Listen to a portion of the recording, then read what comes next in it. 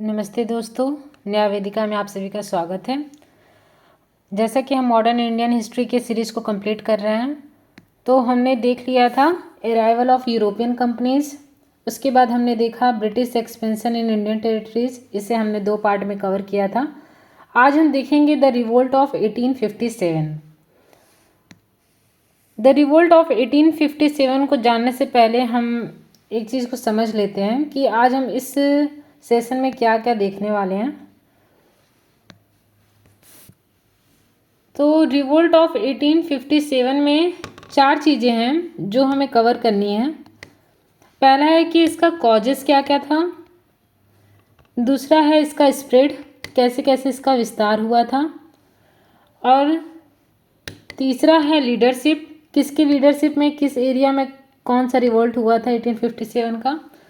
और उसके बाद हम देखेंगे उसका जो है कंक्लूजन क्या निकला, इसका रिजल्ट क्या था, ये जो रिवोल्ट हुआ उसका रिजल्ट क्या निकला। तो ये 4 चीज़ों को हमें समझना है। अगर हम मेजर कॉजेस की बात करें कि 1857 का जो रिवोल्ट हुआ था उसका मेन कॉज क्या था, तो India's first major rebellion after 100 years of British rule.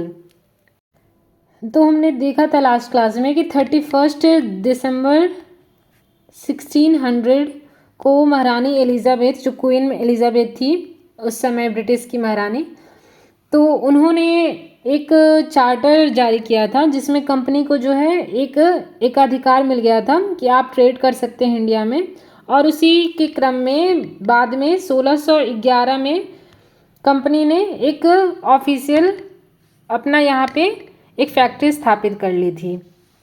अब हम देखते हैं कि किस प्रकार से उनका जो है यहाँ पे किस प्रकार से वो काम की, जिसके कारण उनके विरोध में एक रिवोल्ट किया गया। 1857 का रिवोल्ट कहा जाता है जिसे।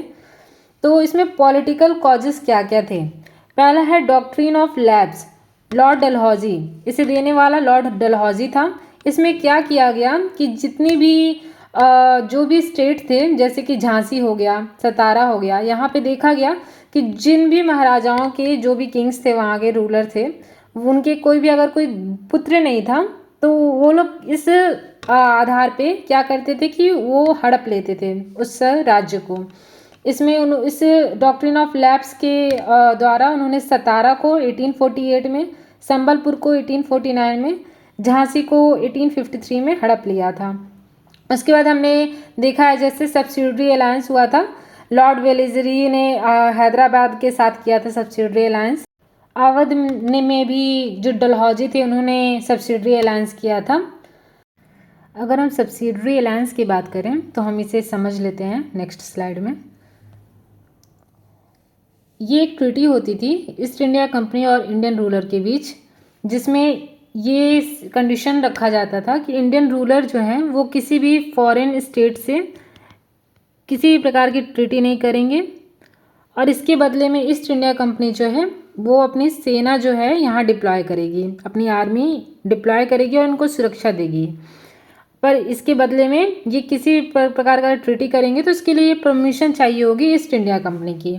तो इससे क्या हुआ कि धीरे धीरे इंडियन रूलर का जो सेना था, आर्मी था, उसमें अनएम्प्लॉयमेंट बढ़ गई, क्योंकि जो देश के जो सिटीजन्स होते थे वो लोग इसमें पार्टिसिपेट नहीं कर पाते थे। वो ईस्ट इंडिया कंपनी के जितने जो है आर्मी रहती थी वो खुद ही ये काम कर लेती थी। और इस तरह से देखा गया कि इनका जो एक सॉवरेनिटी थी इंडियन रूलर की, वो धीरे धीरे छिनने लगी इनसे। तो ये एक मेजर कॉज था कि 1857 का रिवॉल्ट हुआ। तो एक हो गया हमारा सब्सिडरी अलायंस हमने देखा, और डॉक्ट्रिन ऑफ लैप्स। इसके अलावा उन्होंने एक और चीज़ की थी कि वो बहुत सारा एक कमी बता देते थे कि इस राज्य में कमी है, तो वो ये चीज़ यहाँ पे पॉसिबल नहीं हो पाएगी यहाँ पे इन रूलर के द्वारा शासन करना। जैसे कि उन्होंने अवध में बताया था कि यहाँ पे क्या है कि एक मिसरूल है, माल एडमिनिस्ट्रेशन है, इस कारण ये लोग यहाँ शासन नहीं कर सकते हैं। तो अब यहाँ की सत्ता जो है ईस्ट इंडिया कंपनी के हाथ में आ जानी चाहिए। अब हम इकोनॉमिक कॉजेज़ की बात करें तो एक था permanent settlement, ryotwari system, mahalwari system. इन दोनों सिस्टम में क्या होता था, रेवेन्यू कलेक्ट किया जाता था डायरेक्ट पीजेंट से।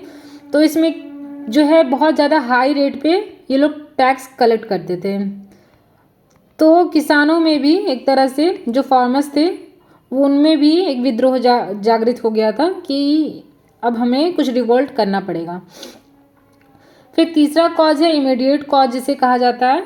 इसमें क्या हुआ था कि इंट्रोडक्शन ऑफ इनफील्ड राइफल, पहले जो आर्मी में डिप्लॉय किए जाते थे जो भारतीय लोग होते थे उनको एक दूसरे प्रकार की राइफल दी जाती थी, पर अब क्या हुआ कि एक इनफील्ड राइफल आ गई थी जिसके बारे में ऐसा र्यूमर था कि इसमें ग्रीज्ड कार्टेज का यूज होता है जो कि उनके ऑफेंड रिलीजियस सेंटिमेंट, उनके जो रिलीजियस सेंटिमेंट को है उसको ऑफेंड करता है। क्योंकि इसमें कहा जाता था कि या तो काऊ फैट मिलाया गया है या तो पिग फैट मिलाया गया है। तो काऊ फैट मिलाने के कारण जो भी हिंदू होते थे वो ऑफेंड हो गए और पिग फैट सुनने के कारण यहाँ पे जो भी मुस्लिम थे वो ऑफेंड हो गए। तो यहाँ पे हिंदू मुस्लिम दोनों मिलके इस रिवॉल्ट 1857 के रिवॉल्ट को किया था। इसमें हमें हिंदू मुस्लिम एकता भी देखने को मिलती है।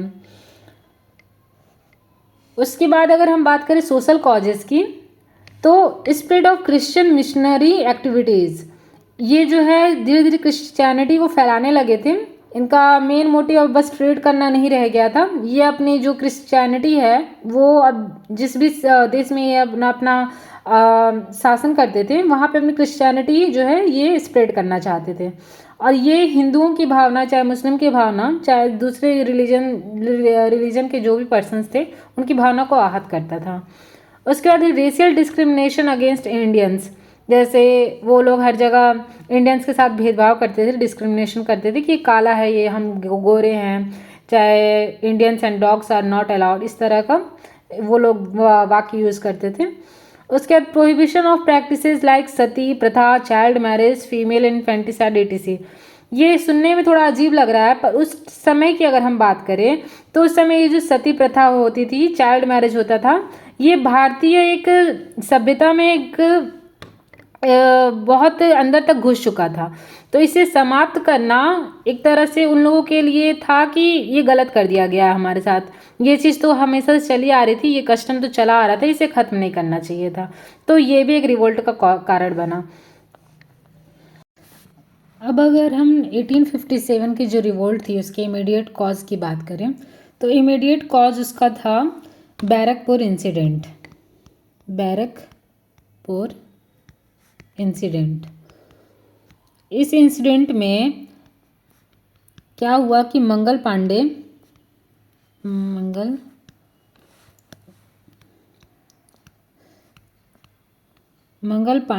जो कि बैरकपुर के सिपाही थे, तो इन्होंने जब देखा कि एक नए जो एक इनफील्ड है उसका इंट्रोडक्शन हो चुका है और ये जो है रिलीजियस सेंटिमेंट को जो है ठेस पहुंचा रहा है, तो उन्होंने इसके विरोध में इन्होंने अटैक किया था।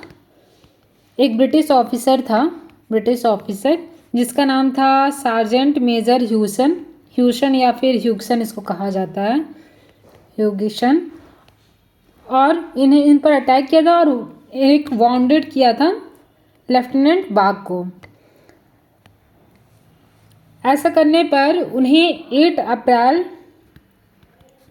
1857 को एग्जीक्यूट किया गया था, उन्हें हैंग किया गया था बैरकपुर में। इसके कारण जो है एक डिस्ग्रेस आ गया लोगों में, एक रिवोल्ट की भावना आ गई कि अब 1857 का रिवोल्ट हमें करना पड़ेगा। इन्हें जो मंगल पांडे हैं,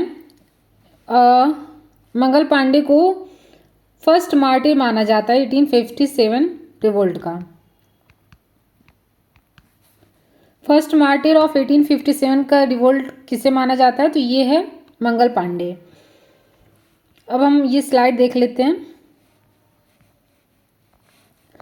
Mangal Pandey 34th native infantry से थे। इन्होंने 29 मार्च 1857, जैसे मैंने बताया, बैरकपुर में इन्होंने एक अटैक किया था। इनका स्लोगन था, जो अटैक हुआ था उसका स्लोगन था हल्ला बोल।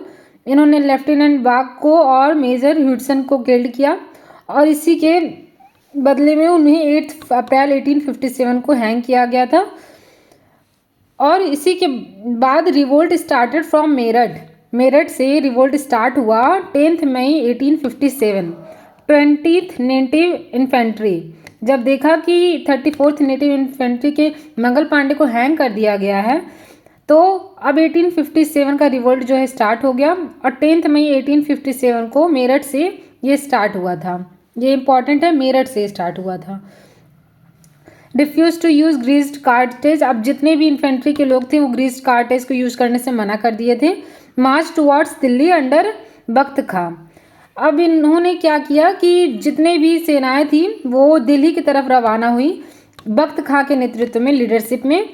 और 11 मई Bahadur Shah Zafar proclaimed emperor of India, और उन्होंने बहादुर शाह जफर को अपना लीडर घोषित कर दिया 1857 रिवोल्ट का, कि हम इनके अंडर में रह के 1857 का रिवोल्ट करेंगे। और उन्होंने दिल्ली के लिए सबने कूच किया और वहाँ पे जो नवाब था, शासक था बहादुर शाह जफर, उसको प्रोक्लेम्ड एम्परर ऑफ इंडिया घोषित कर दिया कि अब यहाँ ईस्ट इंडिया कंपनी का शासन नहीं चलेगा, अब बहादुर शाह जफर फिर से नवाबों का शासन आएगा और राजाएं फिर यहाँ पे राज करेंगे। अब आगे बढ़ने से पहले हमें कुछ चीज़ें और जान लेनी चाहिए कि जब 1857 का रिवोल्ट हुआ था तो उस समय इंग्लैंड में क्या स्थिति थी, इंग्लैंड का सीन क्या था, वहाँ पे कौन रानी थी, कौन क्वीन थी, कौन गवर्नर जनरल थे इस समय इंडिया के, इंग्लैंड के पीएम कौन थे, क्योंकि इससे क्वेश्चन पिछले कई सालों में मैंने देखा है पूछे गए हैं। तो at the time of revolt of 1857 the queen of England was Victoria and the England PM Palmerston, और इसके बाद Indian governor general was Canning, और the leader of 1857 revolt was Bahadur Shah Zafar. और यहाँ पे ये याद रखिएगा कि इसका एक सिंबल था जो लोगों ने डिसाइड किया था कि 1857 का रिवोल्ट का एक सिंबल होगा, जो था लोटस एंड ब्रेड, कमल और रोटी, ये चिन्ह था, सिंबल था। वही चीज़ यहाँ मेंशन की गई है कि उस टाइम पे गवर्नर जनरल थे Lord Canning, first viceroy designate from 1858, और ब्रिटिश प्राइम मिनिस्टर थे लॉर्ड पामस्टोन, लिबरल पार्टी से ये थे। और हम आगे बढ़ते हैं। अब ये किस तरह से भारत के कोने कोने तक ये चीज़ फैली, तो इसे हम देख लेते हैं। ये मेन जो है, ये जो हमारा उत्तर पूर्वी भारत था, यहाँ पे ज़्यादा इसका असर रहा। तो अगर हम देखें कि मेरठ से इसे स्टार्ट किया गया था और उसके बाद ये धीरे धीरे अन्य क्षेत्रों में फैला। बरेली में ये 1857 में स्टार्ट हुआ खान अब्दुल गफ्फार खां के नेतृत्व में, और उस टाइम पे यहाँ पे गवर्नर जनरल थे कैम्पबेल। और उसके बाद लखनऊ में हम, ये डेट भी इम्पॉर्टेंट है, 14 जून 1857 को स्टार्ट हुआ, और बेगम हजरत महल यहाँ पे मेन लीड में थी, और ब्रिजेश कादर भी थे, और इसमें कॉलिन कैम्पबेल और हेनरी लॉरेंस यहाँ पे गवर्नर जनरल थे। उसके बाद अयोध्या की बात करें, फैज़ाबाद 1857 में यहाँ स्टार्ट हुआ, मौलवी और अब्दुल्ला के नेतृत्व में, लीडरशिप में, और कैम्पबेल इस टाइम पे यहाँ के गवर्नर जनरल थे।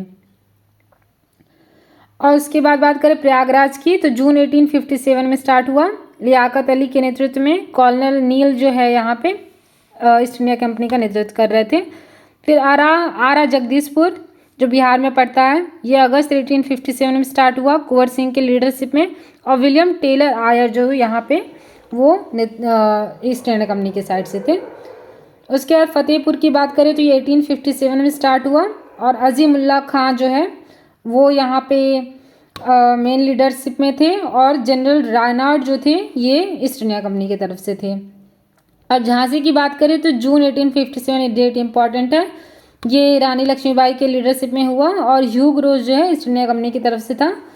और कानपुर की बात करें तो 5 जून 1857 में स्टार्ट हुआ, नाना साहेब तात्या टोपे के लीडरशिप में, और कैम्पबेल एंड हैवलॉक जो थे यहाँ पे ईस्ट इंडिया कंपनी की तरफ से थे। दिल्ली की बात करें तो 11 मई 1857 में स्टार्ट हुआ, बहादुर शाह सेकेंड बख्त खां के लीडरशिप में, और निकोलसन एंड ह्यूडसन जो है यहाँ पे ईस्ट इंडिया कंपनी की तरफ से थे। इसके अलावा संबलपुर उड़ीसा में सुरेंद्र शाही और उज्जवल शाही थे, असम में दीवान मानीराम दत्ता, ग्वालियर में तांतिया टोपे, और रिवोल्ट एंडेड 20 जून 80 eight Gwalior.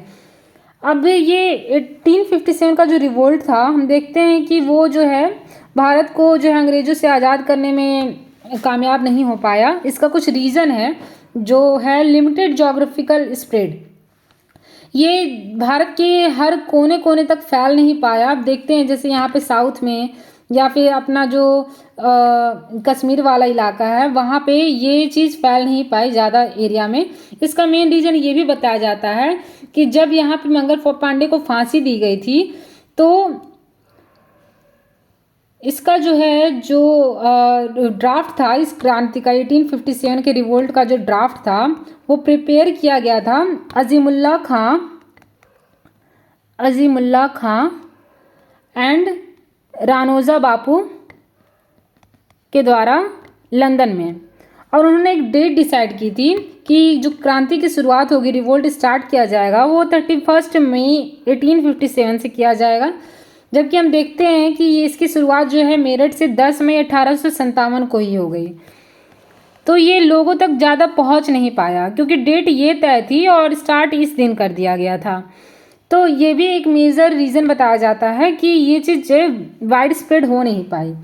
Limited social base, ये भी जो मेन एक इसका स्टार्टिंग था वो लोगों का आक्रोश, तो जनता का आक्रोश तो ईस्ट इंडिया कंपनी के प्रति था ही।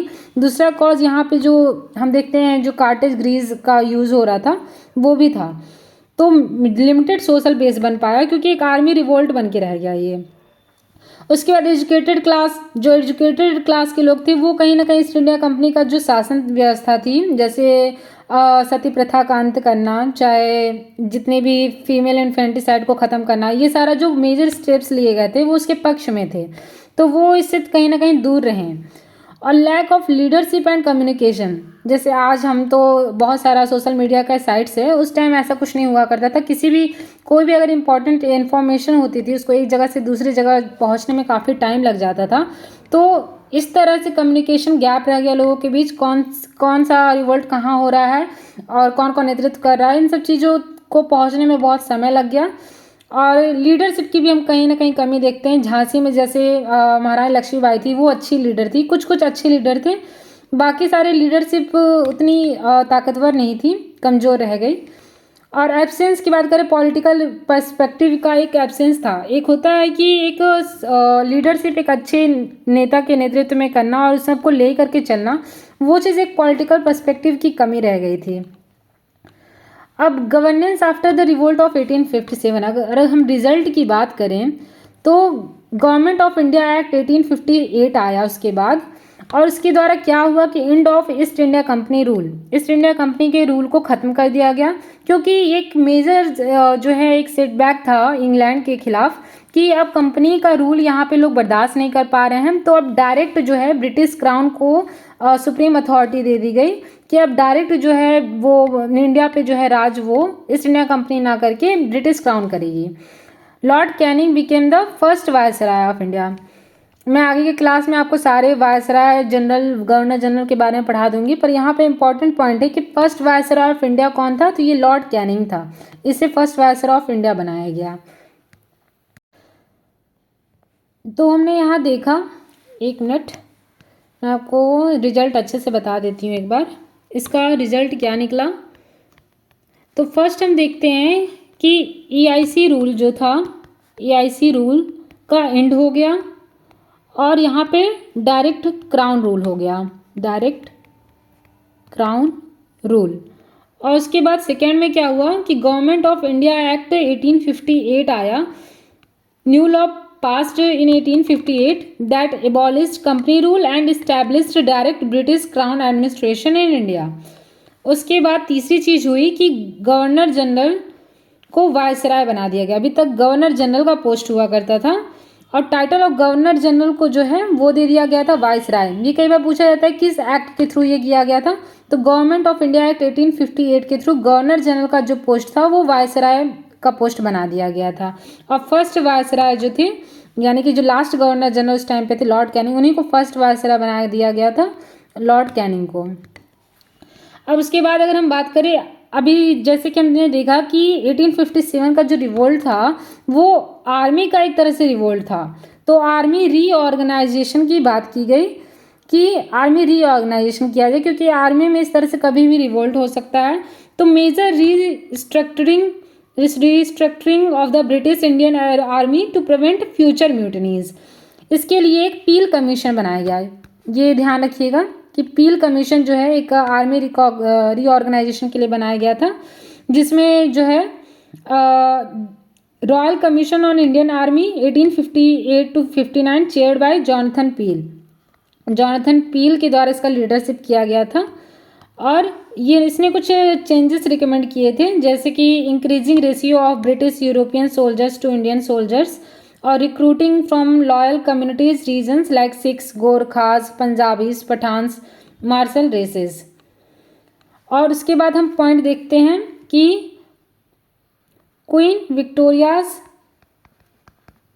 विक्टोरियाज प्रोक्लेमेशन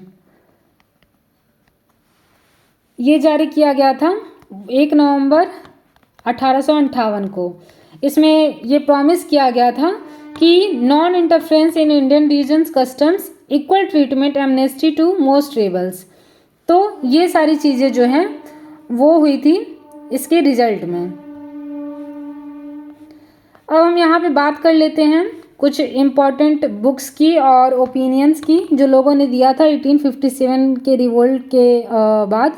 तो ओपिनियंस वी.डी. सावरकर का था कि India's first war of independence, ये क्वेश्चन कई बार पूछा गया है कि India's first war of independence 1857 के रिवोल्ट को किसने कहा था, तो वी.डी. सावरकर ने कहा था। उसके बाद टी.आर. होम्स ने कहा था a war between barbarism and civilisation, और डिज़रायली ने कहा था नेशनल रिवोल्ट, और जॉन लॉरेंस एंड सीली ने कहा एक कंप्लीट सिपाही म्यूटनी, क्योंकि मैंने बताया कि एक तरह से कंप्लीट सिपाही म्यूटनी बन के रह गया था, एक सोशल बेसिस का नहीं बन पाया था। अब कुछ इंपॉर्टेंट बुक्स की बात करें तो वी.डी. सावरकर के द्वारा बुक लिखी गई थी the Indian war of independence 1857, ये 1857 होगा। एस.एन. सेन 1857 ये बुक है। अशोक मेहता की बुक है the great rebellion. RC. Majumdar की बुक है द सिपाही mutiny and the revolt of 1857। तो ये आज हमने देख लिया है 1857 का रिवोल्ट। इसमें जितने भी इम्पोर्टेंट पॉइंट्स हैं मैंने इस स्लाइड में आपको दे दिया है, जिससे कि आप इसे पढ़ लें और आप अपना अच्छे से तैयार कर सकते हैं इस एग्ज़ाम के लिए। 1857 का रिवोल्ट इसमें इंपॉर्टेंट पॉइंट्स है और बाकी जो चीज़ें थी मैंने आपको समझा दी हैं। अब हम इससे रिलेटेड कुछ क्वेश्चन देख लेते हैं जो कि प्रीवियस ईयर में पूछे गए हैं। ये सारे क्वेश्चन वो हैं जो यूपी एपीओ में ही पूछे गए हैं, 1857 रिवोल्ट के क्वेश्चन हैं। अब इसे हम देख लेते हैं। पहला क्वेश्चन है who among the following called the revolt of 1857 as a national uprising. तो नेशनल अपराइजिंग इसे कहा था बेंजामिन डिज़ायरेली ने। ये हमने यहाँ देखा है नेशनल रिवोल्ट, ये है नेशनल रिवोल्ट, इसी को नेशनल अपराइजिंग भी कहा जाता है, अपराइजिंग। तो ये डिज़रायली ने कहा था। अब दूसरा क्वेश्चन देखते हैं। Among freedom fighters of first war of independence of 1857 महक परी निकनेम वाज गिवन टू। ये महक परी कहा गया था हजरत महल को। ये इंपॉर्टेंट पॉइंट है, इसे ध्यान में रखिएगा। यहाँ पर ध्यान रखिएगा कि महक परी ये कहा गया था बेगम हजरत महल को, बेगम हजरत महल। और वहीं पे अगर महल परी की बात करें तो महल परी कहा गया था रानी लक्ष्मीबाई को, रानी लक्ष्मीबाई।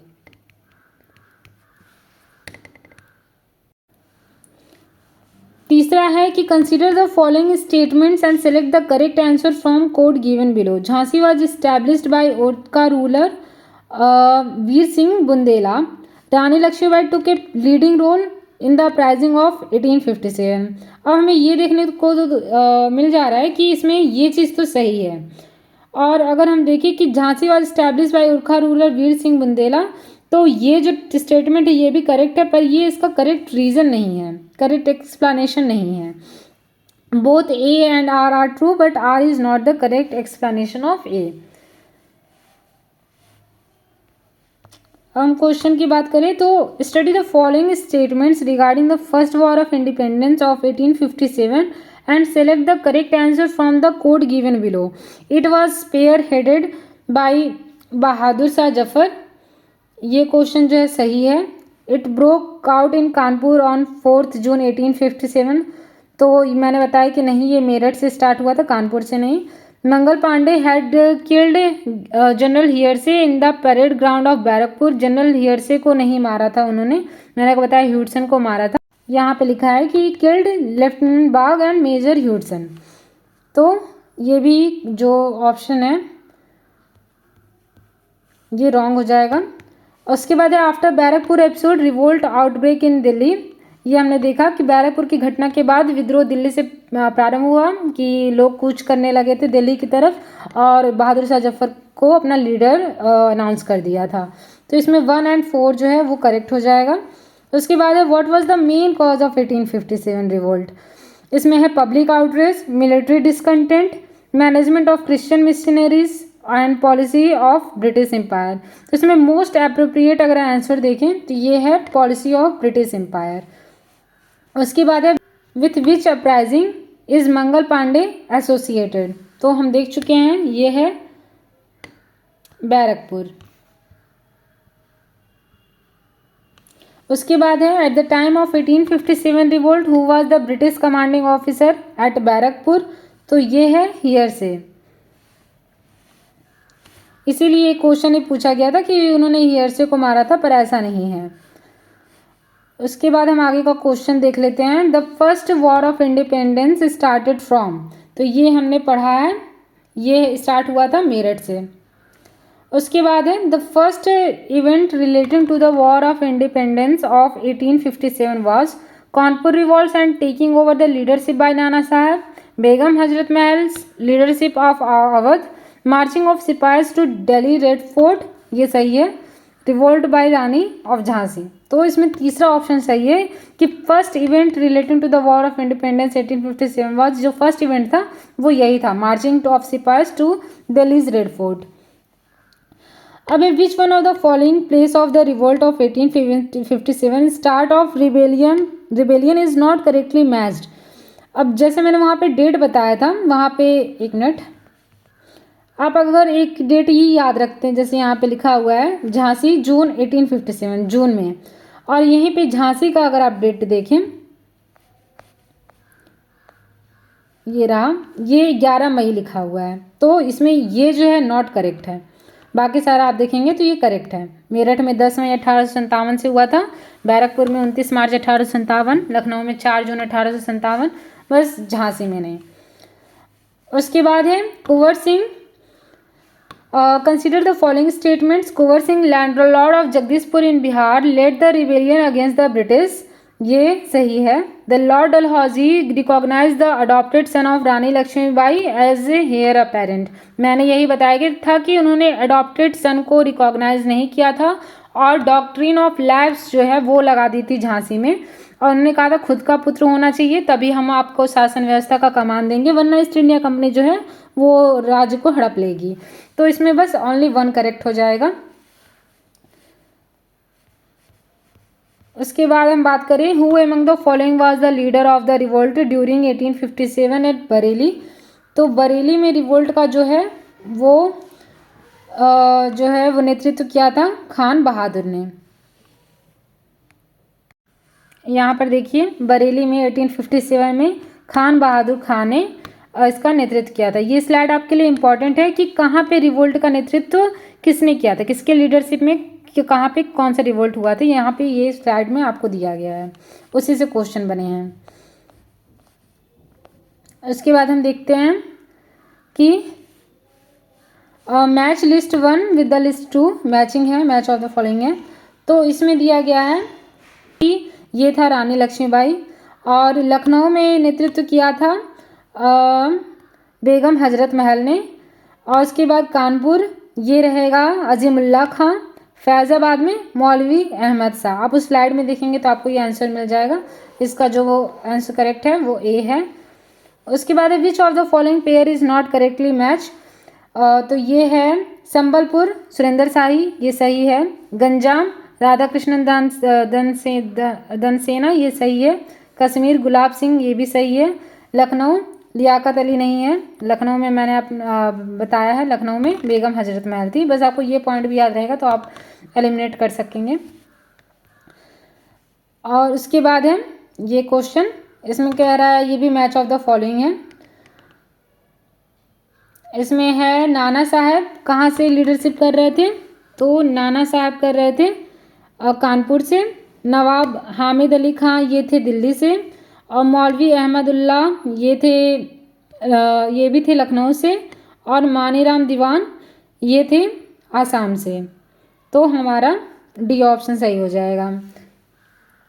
अगर आपको नाना साहब कानपुर भी पता है तो आप 2 ऑप्शन को एलिमिनेट करने में आप सफल हो जाएंगे। उसके बाद who was the governor general of India during the revolt of 1857। देखिए मैंने आपको बताया था कि लॉर्ड कैनिंग को फर्स्ट वायसराय बनाया गया था और उस टाइम पे लास्ट गवर्नर जनरल भी यही था।